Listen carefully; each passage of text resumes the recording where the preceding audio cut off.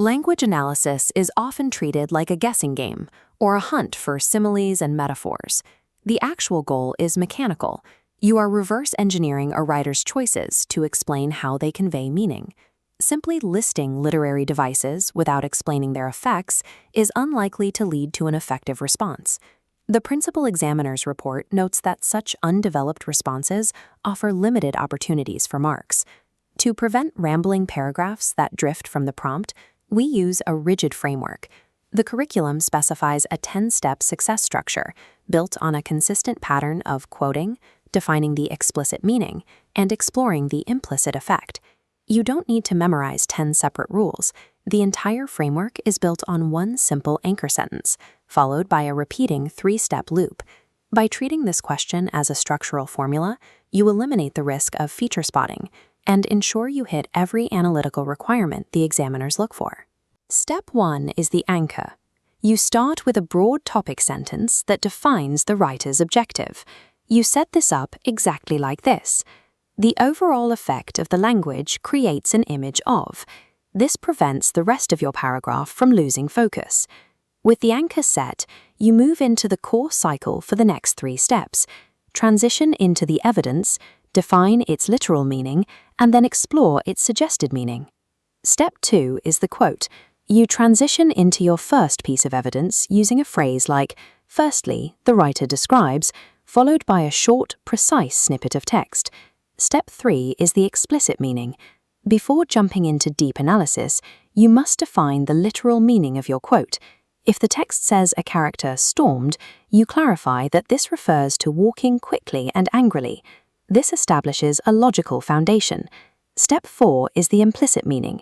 This is where you earn the majority of your marks. You zoom in on the connotations of your chosen word and ask what it suggests about the character or setting, using analytical verbs like suggests or highlights. Strictly following this progression forces you to explain the reasoning behind a word choice. You move past identifying the technique to analyzing its function. Let's put this into practice for our second piece of evidence. Using the quote highlighted on screen, pause the video, write out your transition, the explicit meaning, and your implicit analysis, and hit play when you're done. Here is how those next 3 steps should look. You transition into the second image, clearly state the explicit definition, and then layer on your implicit inference about what that word suggests.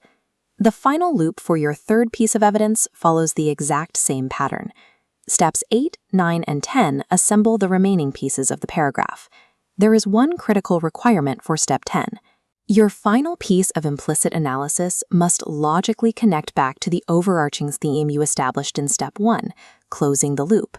Relying on this 3x3 loop plus your opening anchor offloads the cognitive burden of organizing your thoughts during an exam. You can focus entirely on the quality of your analysis.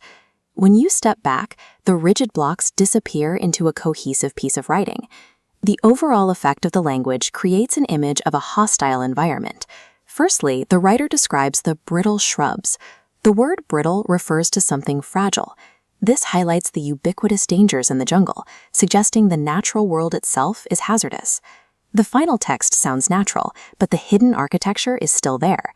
You can identify the transition words, the explicit markers like refers to, and the implicit analytical verbs driving the insights.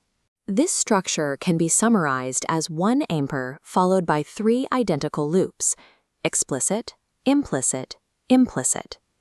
Consistent use of this specific structure is the most reliable path to achieving top band marks in language analysis assessments.